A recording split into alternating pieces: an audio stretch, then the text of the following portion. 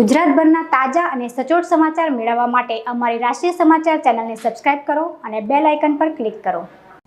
સુરત જિલ્લામાં હાલ દીપડાની સંખ્યા 150 પર પહોંચી ગઈ છે। 6 મહિનામાં માનવ પર હુમલાની 3 ઘટના સામે આવી છે, જેમાં ત્રણેય વ્યક્તિઓનું મોત નીપજ્યું છે।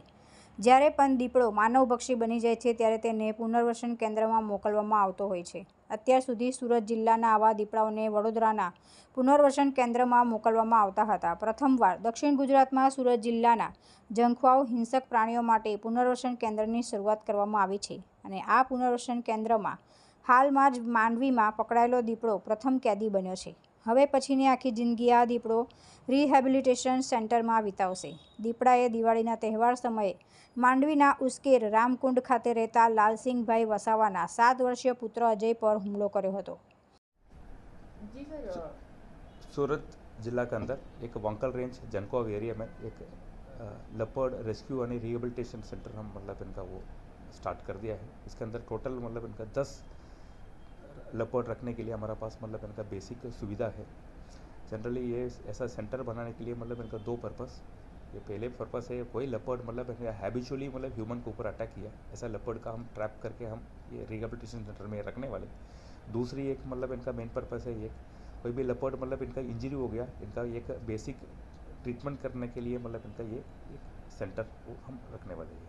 सर, जो लेपर्ड पकड़ा गया है कब तक रखा जाएगा और क्या क्या फैसिलिटीज इनके लिए?